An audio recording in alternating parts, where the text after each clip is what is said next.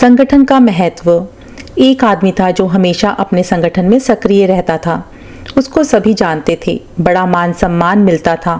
अचानक किसी कारणवश वह निष्क्रिय रहने लगा, मिलना जुलना बंद कर दिया और संगठन से दूर हो गया।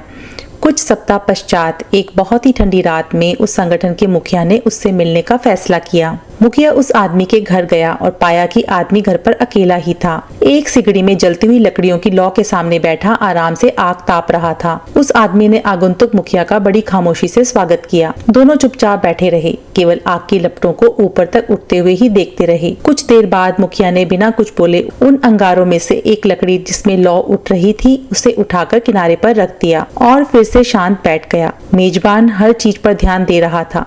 लंबे समय से अकेला होने के कारण मन ही मन आनंदित भी हो रहा था कि वह आज अपने संगठन के मुखिया के साथ है। लेकिन उसने देखा कि अलग की हुई लकड़ी की आग की लौ धीरे धीरे कम हो रही है। कुछ देर में आग बिल्कुल बुझ गई, उसमें कोई ताप नहीं बचा। उस लकड़ी से आग की चमक जल्द ही बाहर निकल गई। कुछ समय पूर्व जो लकड़ी में उज्जवल प्रकाश था और आग की तपन थी, वह अब एक काले और मृत टुकड़े से ज्यादा कुछ शेष ना था। इस बीच दोनों मित्रों ने एक दूसरे का बहुत ही संक्षिप्त अभिवादन किया, कम से कम शब्द बोले। जाने से पहले मुखिया ने अलग की हुई बेकार लकड़ी को उठाया और फिर से आग के बीच में रख दिया। वह लकड़ी फिर से सुलगकर लौ बनकर जलने लगी और चारों ओर रोशनी तथा ताप बिखेरने लगी। जब आदमी मुखिया को छोड़ने के लिए दरवाजे तक पहुंचा तो उसने मुखिया से कहा, मेरे घर आकर मुलाकात करने के लिए आपका बहुत बहुत धन्यवाद। आज आपने बिना कुछ बात किए ही एक सुंदर पाठ पढ़ाया है कि अकेले व्यक्ति का कोई अस्तित्व नहीं होता। संगठन का साथ मिलने पर ही वह चमकता है और रोशनी बिखेरता है। संगठन से अलग होते ही वह लकड़ी की भांति बुझ जाता है।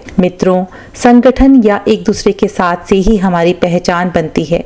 इसीलिए संगठन हमारे लिए सर्वोपरि होना चाहिए। संगठन के प्रति हमारी निष्ठा और समर्पण किसी व्यक्ति के लिए नहीं, उससे जुड़े विचार के प्रति होनी चाहिए। संगठन किसी भी प्रकार का हो सकता है, जैसे पारिवारिक, सामाजिक, व्यापारिक, सेवा संस्थान आदि। संगठन के बिना मानव जीवन अधूरा है। अतः हर क्षेत्र में जहाँ भी रहें, संगठित रहें।